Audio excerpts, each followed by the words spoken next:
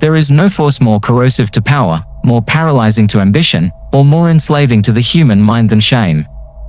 Machiavelli, though writing centuries ago, understood a truth that modern psychology has only begun to articulate in clinical language. Shame is not a moral compass, not a teacher of virtue, but a psychological prison. It is the internalized voice of submission, the echo of judgment implanted by society to control behavior and tame dominance. For the man who seeks power, influence, or sovereignty over his own life, shame is a poison. It does not guide you. It weakens you. And if left alive, it will kill you, first your confidence, then your voice, then your freedom. To liberate yourself from this unseen assassin, you must do what Machiavelli advised in so many words: do not try to appear good. Be feared when you must. But most importantly, eliminate any internal voice that makes you doubt your right to act. Shame is not guilt. Guilt is specific. Guilt says, you made a mistake. Shame whispers, you are the mistake. Guilt can lead to improvement. Shame leads to paralysis. It locks a man into self-loathing and hides behind the language of morality.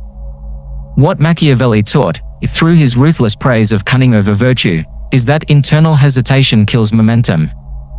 The man who pauses to self-flagellate loses his timing. And in the real world, timing is power. Shame distorts perception. It makes you smaller in your own eyes, which means you speak softer, move slower, and start asking permission to exist. It puts a leash around your ambition and then convinces you that you put it there for your own good. If you want to rise, you must cut that leash with precision and finality. You must kill your shame before it turns you into a walking ghost. The roots of shame are psychological, deep, and invisible. Shame is planted early, through scolding, disapproval, punishment, or subtle looks of disgust. A child absorbs this message not as, I did something wrong, but, I am wrong.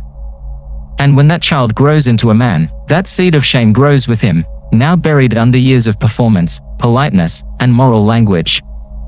But it never dies on its own. It must be confronted, dissected, and killed. Because that voice doesn't just tell you not to lie, cheat, or steal, it eventually tells you not to win.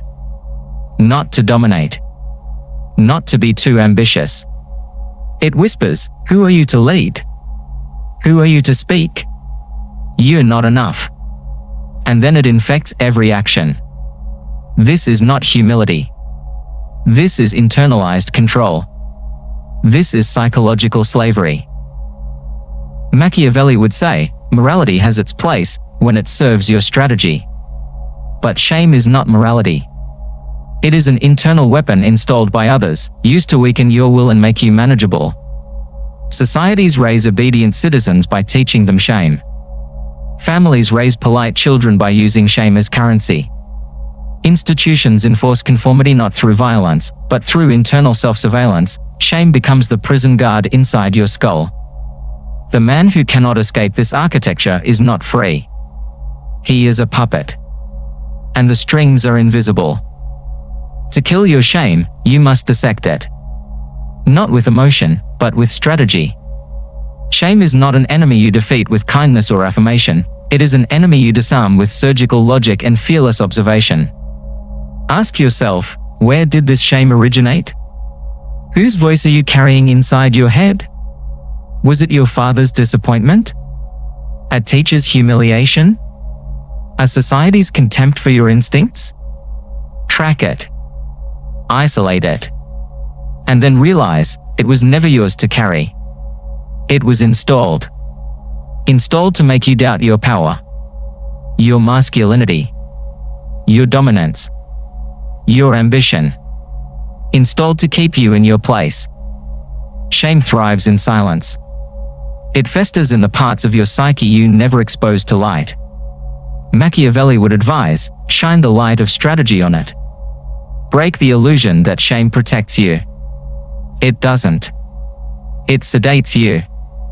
It makes you hesitant when you should be assertive. It makes you passive when you should be cunning. It keeps you moral when you should be strategic. If you wait for shame to leave you alone out of compassion, you will wait your whole life. You must evict it violently, without apology. This is not therapy. This is war. Strategically, shame weakens every negotiation, every confrontation, every ambition. The man who feels shame around wealth cannot build it. The man who feels shame around power will sabotage it. The man who feels shame around sexuality will seek the approval of women rather than command respect. Shame tells you, tone it down.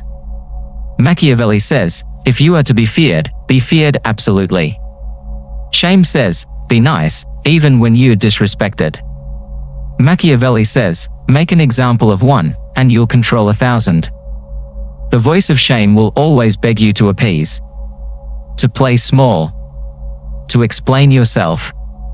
The Machiavellian mind knows that power belongs to those who are unapologetic in the pursuit of control. There is a hidden power in shamelessness, not vulgarity or sociopathy, but strategic detachment from the opinions of those who have no power over your future. The man who kills his shame does not ask, will they approve? He asks, will this move advance my goal? This is not heartlessness. It is precision. And precision is power. Shame clouds the mind with irrelevant noise. The shameless man sees clearly. Shame is not just personal, it is weaponized socially. It is used to ostracize, silence, and control. The most dangerous tactic of the weak is to shame the strong, to moralize against decisiveness, to mock confidence, to label dominance as toxicity. This is not moral correction, it is strategy disguised as concern. If you fall for it, you become docile. If you resist it, you become untouchable. Machiavelli would advise, never let your enemies define the moral terms of battle. If they call you arrogant, double down. If they call you ruthless, smile. Let them fear your shamelessness. Because when shame no longer works on you, no one can stop you. Killing your shame is not a single act, it is a lifelong war of detachment. You must examine every belief you were taught about what is too much, too confident, too ambitious, too assertive. You must question every apology you give for simply existing at full volume. Do not be proud of your shame, it is not humility. It is a leash. Machiavelli reminds us, power requires illusion, but it does not require guilt. You can project morality when it serves you, but you must never feel bound by it when it does not. This is the key, appear good when necessary. Be strategic always. And never, ever apologize for wanting more than they told you you deserve. The shame killer rewires his nervous system. He no longer tenses at judgment. He does not flinch at rejection. He walks into rooms as if they owe him something. Not because he believes is superior, but because he has decided he will not shrink to survive. He has exiled the ghost of shame. He does not negotiate with it. He does not consult it. He does not need its approval to move. This is what real freedom feels like, not the absence of rules, but the absence of inner weakness. To kill your shame, you must become a cold observer of your own mind. You must watch how you react when others disapprove, when your voice shakes, when you edit yourself. And then you must correct, like a general disciplining a soldier. No emotion. Only correction. This is how you rewire identity. The shame killer replaces the question, am I enough, with the declaration, I will take what I choose. He does not wait for permission. He moves with precision. He acts as if the world is his, because in time, it begins to respond as if it is.